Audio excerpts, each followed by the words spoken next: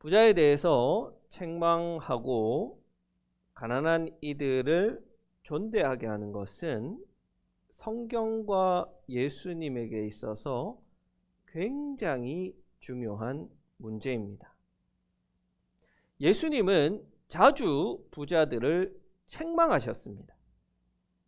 부자와 나사로 비유.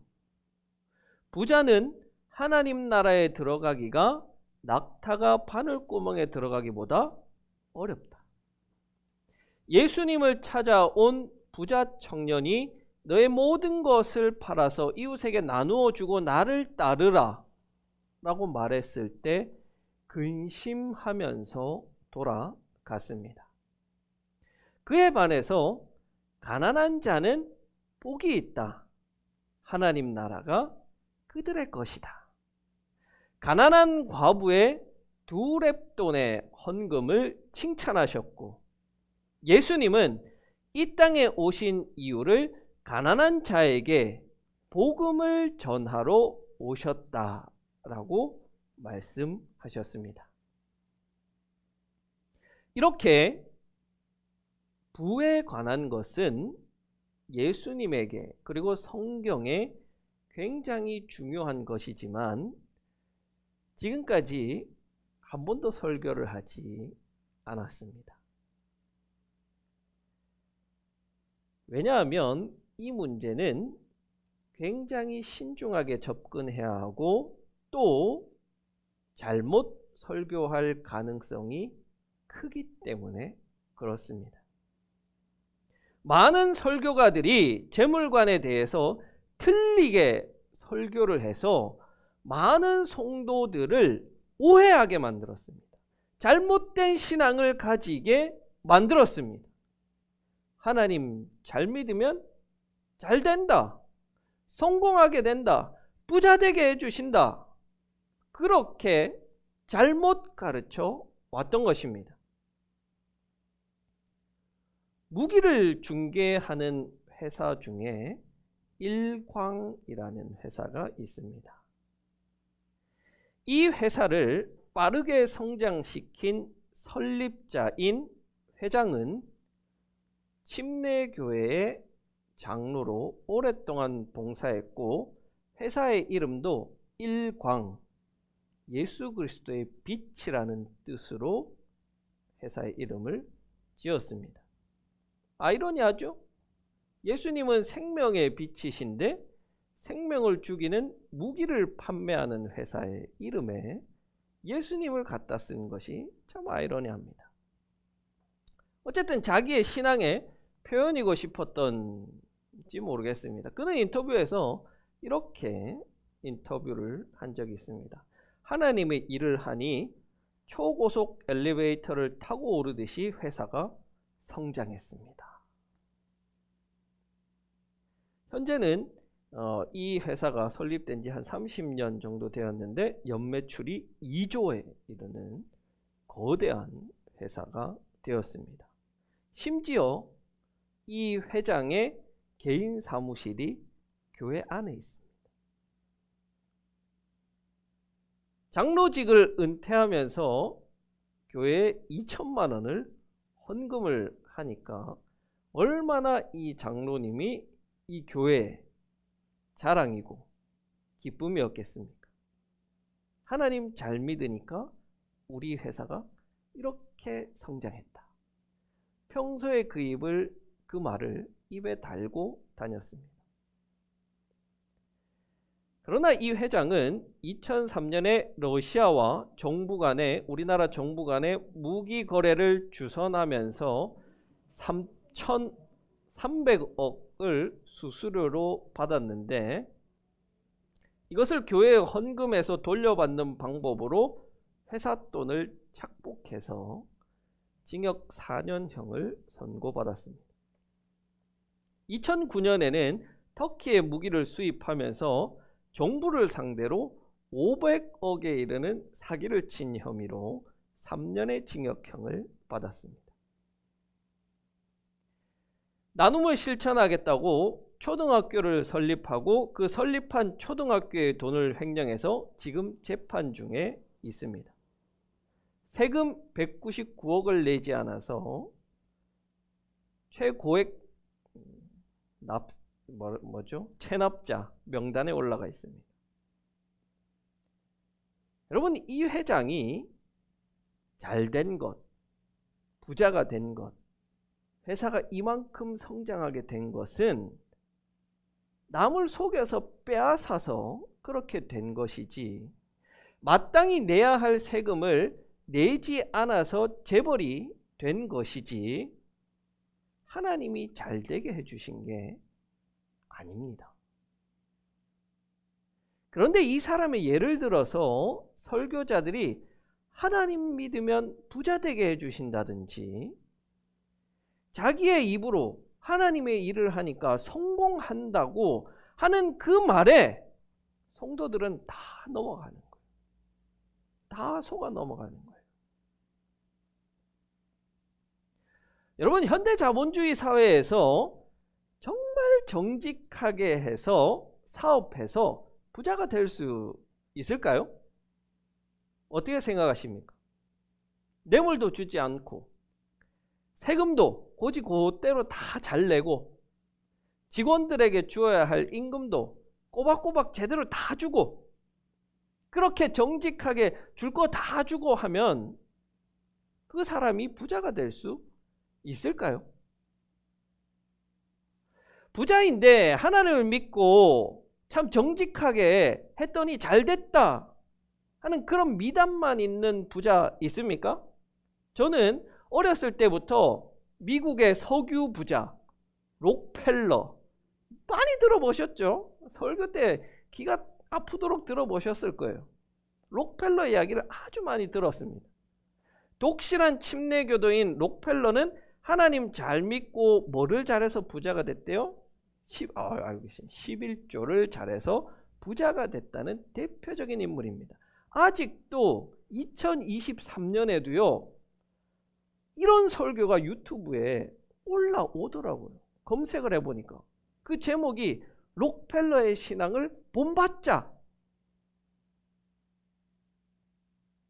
록펠러가 부자가 될 수 있었던 것은요, 경쟁업체 죽이기, 탈세, 노동 착취로 부자가 될 수 있었지 11조가 아닙니다. 그것을 어떻게 하나님께서 주신 복이다라고 이야기할 수 있을까요? 성경은 한결같이요, 부자가 되는 것은 하나님이 주시는 복이 아니다라고 말해요. 돈에 빠진 목사나 성도들은 자꾸 그것을요 하나님 복이다라고 말해요. 성경은 아니다라고 말하는데 자기는 맞다라고 말하는 거예요. 그래서 여러분은요 올바른 성경적 재물관을 가지고 있어야 됩니다. 이것은요 부자가 되느냐 되지 않느냐의 문제가 아니라 영생을 얻느냐 얻지 못하느냐의 더 중요한 문제이기 때문에 그렇습니다. 예수님의 사상을 가장 잘 이해한 제자들 중에 누가 있을까요? 예수님의 사상을 가장 잘 흡수한 제자, 바로 야고보입니다. 야고보가 예수님의 동생이어서 그랬을까요? 어쨌든 야고보는 예수님의 사상을 가장 잘 이어받았습니다. 그런 야고보가 오늘 한 부자 이야기를 들려줍니다. 이 부자는 농부였는데 이 농부가 하나님 잘 믿어서 부자가 되었을까요? 아닙니다. 이 농부가 부자가 될 수 있었던 것은 소작농들의 농지를 빼앗고 주어야 할 임금을 주지 않는 방법으로 재산을 모았습니다. 그렇게 모은 재물들을 창고에 열심히 쌓았습니다. 임금도 주지 않고 세금도 내지 않고 헌금도 내지 않으니까 돈이 창고에 차곡차곡 잘 쌓입니다. 금방 부자가 돼요. 그렇게 열심히 창고에 재물을 쌓으니까 그 재물들이 어떻게 됐답니까? 재물은 썩고 옷은 좀 먹고 금과 은이 녹슬었답니다. 녹슬었답니다. 여러분, 금이 녹슬어요?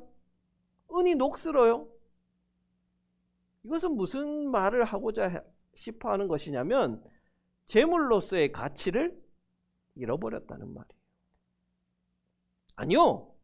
그렇게 열심히 모은 재물들이 우리 주인은 불의한 사람입니다. 우리 주인은 정당하게 돈을 번 사람이 아닙니다라고 소리치고 있대요. 고발하고 있답니다. 돈 올라온 것은 노동자들에게 제대로 임금을 주지 않았는데 그렇게 주지 않은 임금이 내 창고에 쌓여 있는데 이 임금이 소리친다는 거예요. 누구에게? 하나님에게 소리친다는 거예요. 하나님, 이 자는 제대로 된 임금을 주지 않는 자입니다 라고 하나님에게 이 돈들이 고발을 한다는 거예요. 그 임금을 받지 못한 사람들은요, 너무나도 가난하고 배운 것도 없어가지고 세상에도 하소연할 수가 없고 하나님께도 하소연할 수가 없는데, 그런 상황에서 임금, 이 체불된 임금이 하나님께 불의를 호소하고 하나님은 그 소리를 들으신다는 거예요. 여러분, 이 부자는요 어떻게 기도했을까요? 하나님, 제가 부자가 되게 해주셔서 감사합니다. 하나님, 잘 살게 해주셔서 감사합니다 하면서 헌금 2천만 원 하지 않았겠어요? 그러나 하나님께서는 그 기도를 듣지 않으시고 그 2천만 원을 받지 않으시고 그 대신에 누구의 소리를 듣느냐? 가난한 자의 탄식하는 소리와 그가 불의하게 모은 그 돈들이 외치는 고발하는 소리를 들으신답니다. 이 부자는 사치와 쾌락을 누렸으니 하나님 나라에서 받을 상급이 하나도 없고 심지어 그는 의인을 정죄하고 죽였답니다. 여러분, 여기서 이 이야기는 아마도 소작농들에 관한 이야기일 거예요. 정죄한다는 말은 우리가 이렇게 종교적인 의미로 정죄하는 게 아니라 재판정으로 끌고 간다는 말이에요. 이 부자가 왜 소작농들을 재판정으로 끌고 갔을까요? 돈이 없는 소작농들에게 빈궁했을 때 돈을 빌려줍니다. 그리고 높은 이자를 받아서 이들이 돈을 갚지 못하면 그들이 가지고 있는 그 작은 땅마저 빼앗아 버리는 거예요. 논을 빼앗고 밭을 빼앗고 재산을 빼앗고 자녀를 빼앗아서 노예로 만들어 버린 거예요. 거기에 가난한 이들은 대항할 힘이 없어서 모든 것을 빼앗기고 죽음의 자리로 내려갈 수밖에 없습니다. 물론 모든 부자가 이렇게 살지는 않겠지요. 그러나 올바른 성경적 재물관과 재물에 관한 사용을 알지 못하는 자라면 이렇게 추악하고 타락한 부자의 모습, 그렇게 될 수밖에 없는 거예요. 그리고는요, 자신의 이 추악한 모습을 하나님이 주신 복이다, 나는 하나님이 주신 복받은 사람이다 라고 포장하고 있을 겁니다. 야고보 사도는요, 이렇게까지 부자가 되는 것을 경고하고 있는 거예요. 그러면 여러분 어떻습니까? 내가 열심히 해도 사실 부자가 될까 말까인데 뭐 그런 경고가 나한테 의미가 있나? 여러분, 그래도 부자 되시겠어요? 만약에 부자가 된다면? 네, 그렇죠. 네, 그건 맞아요. 돈은 많이 벌고 싶은 거는 사실이에요. 자, 아니면 하나님이 가난한 자를 편애하시고 가난한 자의 기도만 들으신다고 하니까 그러면 이제 내가 하던 일들 다 때려치우고 집에 앉아서 손만 빨고 있으면은 하나님이 내 기도 들으시고 뭐 재물도 뚝뚝 떨어뜨려 주시고 그렇게 우리의 기도를 들으실까요? 그거 아니겠죠? 자, 그러면 우리는 도대체 어떻게 이 재물이라는 것을 하나님의 뜻대로 잘 사용할 수 있을지에 대해서 오늘 본문을 통해서 우리가 함께 고민해 봐야 한다는 거예요. 자, 먼저 우리가 짚고 넘어가야 할 것은 지난 시간 이야기했듯이 우리에게 주어진 이 하루하루는 예수 그리스도의 피로 값주고 사신 날들입니다. 그만큼 소중하고 하나님께서 우리에게 선물로 주신 귀한 날들이라는 거예요. 그렇기 때문에 이 날들을 우리가 손가락만 쪽쪽 빨고 앉아서 허투루 보낼 수 있는 날이 아니라는 말이에요. 우리에게 주어진 이 날을 우리는 최선을 다해서 살아야 돼요. 농사 지을 때도 최선을 다해서, 커피를 만들 때도 최선을 다해서, 열심히 기사 쓰고 열심히 회사 다니고 열심히 일해야 돼요. 자, 열심히 우리가 일하다 보니까 돈이 모이네, 돈이 생기네, 어느 정도 살만해졌네, 골프도 좀 치러 다니고, 부자는 아니지만 그래도 좀 좋은 차도 타고, 집도 좋은 거 사고 살만합니다. 중요한 것은 그 이유가 중요한 거예요. 오늘 부자의 문제는 한마디로 표현하면 재물을 쌓았다는 게 문제입니다. 재물을 쌓았대요. 재물을 쌓으니까 그 재물이 썩고 좀 먹고 녹슬었다는 거예요. 가치가 없어져 버렸다는 거예요. 심지어 오늘 본문에서는 금과 은이 녹이 났다라고 이야기하는데, 여기서 이 녹이라는 표현은 헬라어로 카이타오오라는 표현입니다. 카이타오오. 이 표현은 뭐냐면요, 독이라는 표현. 독, 포이즌, 독. 물이 고이면 썩고 그 썩은 것을 사람이 먹으면 독이 되듯이 고여있는 재물은 썩고 사람의 심령을 병들게 하는 독이 된다는 거예요. 독. 그래서 성경적 재물가는요, 우리가 열심히 일해서 재물을 모으고 그 모은 재물을 내 창고에 쌓아두지 말고 흘려보내야 된다. 흘려보내야지 그것이 썩지 않고 제대로 된 가치 있는 곳에 사용된다는 거예요. 가난한 자는 복 있다고 하신 예수님의 말씀처럼 우리가 많은 돈을 벌었다면 많은 돈을 하나님과 이웃을 향해서 흘려보내는 자발적인 가난의 상태, 자발적인 가난의 상태로 들어갈 때 하나님께서 그 비어있는 곳에 하나님의 복을 내려주신다는 거예요. 주신다는 거예요. 한 가지는 명확하잖아요, 여러분. 우리가 안에 그런 세상 것들로 가득 차 있으면 하나님이 주시는 복이 채울 자리가 없단 말이에요. 이 땅에서 우리가 많이 가지고 많이 가질수록, 많이 쌓을수록 하나님께서 우리에게 부어주시는 상급을 담을 자리가 없다는 거예요. 하나님께서는 우리에게 좋은 것들을 예비하고 계시고 하나님의 복을 우리에게 충분히 주고 싶은데 세상적 재물로 가득 차 있다면 그것을 담을 그릇이 없다는 거예요. 우리에게 흘러온 이 재물을 흘려보내는 것, 오늘 말씀에서는요, 그것을 구체적으로 세 가지로 표현하고 있습니다. 자, 먼저 첫 번째는 정직하게 재물을 모으라는 겁니다. 정직하게. 직원들이 있으면 그 직원들에게 임금을 주어야 하면 정직하게 계산해서 정직하게 주고, 세금을 내야 할 것이 있으면 세금도 정직하게 계산해서 세금을 내고, 마땅히 하나님께 드려야 할 것은 하나님께 드려서 하나님과 세상 앞에 부끄럽지 않게 해야 하는 거예요. 세금도 내지 않고 회사 돈을 횡령하면서 이룬 그 부를 하나님의 일을 했다는 말로 치장하면 그것이 세상 사람들에게 복음이 되겠습니까? 아니면 하나님의 영광을 가리는 일이 되겠습니까? 우리가 모은 재물에는요, 한치의 부끄러움도 없어야 돼요. 하나님께서는 분명하게 말씀하셨어요. 신명기 23장 18절. 개 같은 자의 돈은 주 당신들의 하나님의 성전에 서원을 갚는 헌금으로 드릴 수 없습니다. 드려도 하나님은 받지 않습니다.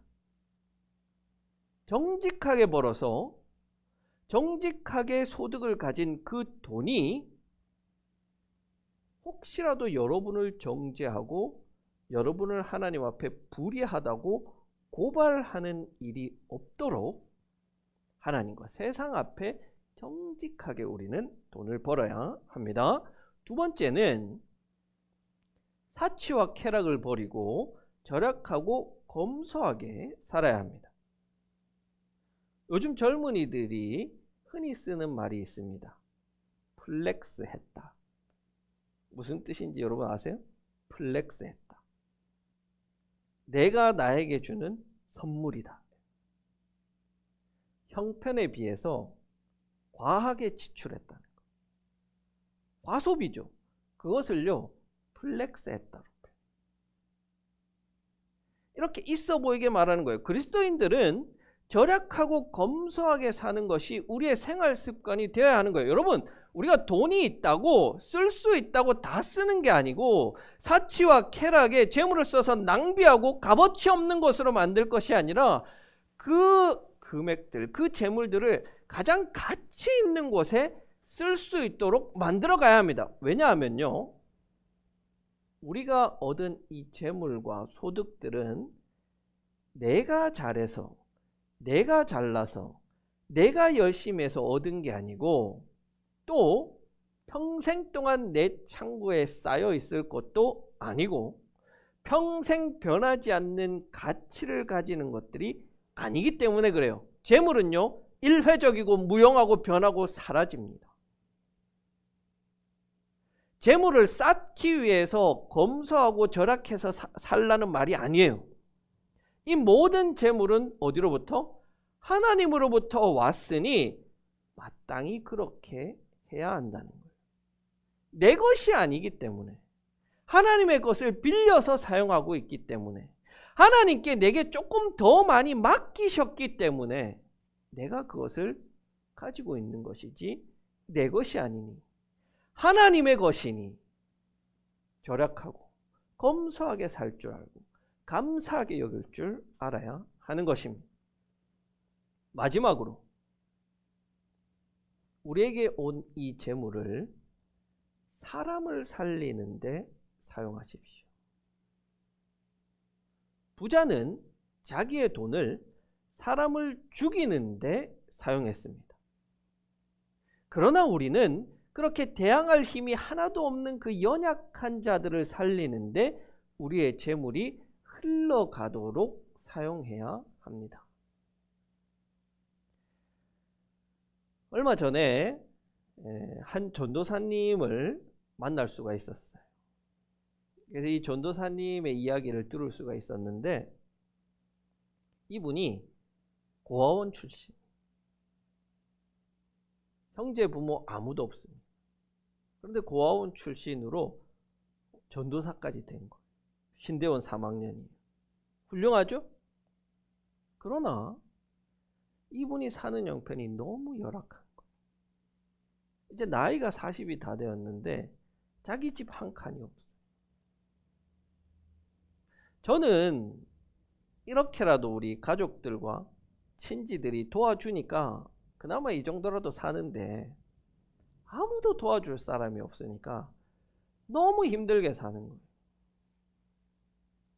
그러면서 이분이 하는 말이 더 충격적인데, 자신이 나온 그 보육원 출신의 사람들이 올해만 5명이 자살을 했다는 거예요. 그 젊은이들. 왜 자살을 했느냐면 대부분 돈이 없어서 빚이 생겨서 그 빚을 감당하지 못해서 그렇게 선택을 했다는 거예요. 그러면 얼마나 이 친구들이 대단히 빚을 졌느냐? 200만 원, 300만 원이라는 거예요. 여러분, 너무 안타깝잖아요. 너무 안타깝잖아요. 200만 원이 없어가지고 목숨을 끊는다는 게. 하나님께서 우리에게 허락하신 이 재물들이 이런 곳으로 좀 흘러가야 하지 않겠습니까? 한 생명을 살리는데, 하나님께서 천하보다 귀하다고 여긴 그 생명을 살리는 일에 우리의 재물이 사용될 수만 있다면, 그래서 그 한 영혼을 살리는 데 사용될 수만 있다면 얼마나 가치 있는 일입니까? 그래서 어떻게든 우리 교회는 이 지역사회에 있는 어려운 이들을 돕기 위해서 노력하고 있잖아요. 그것이 여러분이 한 그 소중한 헌금이 가장 가치 있게 쓰이는 것이기 때문에 그렇습니다. 그것이 여러분의 삶과 재물의 사용으로 이어져야 합니다. 어떻게 하면 우리의 이 재물이 가장 가치 있게 쓰일 수 있을까? 사람을 살리는 일에 여러분의 재물이 흘러가도록 하십시오. 유수불수. 흐르는 물은 썩지 않는다란 말입니다. 흐르는 물은 썩지 않지만 흐르지 않는 물은 썩기 마련입니다. 재물도 마찬가지입니다. 재물이 흐르지 않으면 그 사람의 마음을 병들게 합니다. 교회에 교인이 흐르지 않으면 교회가 썩습니다. 하나님께 받은 은혜가 썩 흐르지 않으면 그것이 은혜인 줄 모르게 됩니다. 그리스도인은 흘려보내는 존재입니다.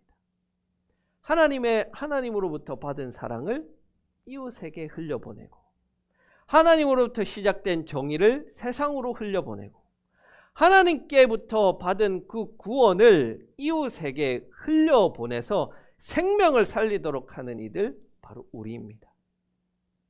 하나님께서 여러분에게 주신 것들을 흘려보내십시오. 그래서 그것이 진정으로 가치 있는데 사용되도록 하십시오. 여러분이 가두고 있는 그 독을 깨뜨리면 바로 그 자리에서 생명이 피어나게 될 것입니다.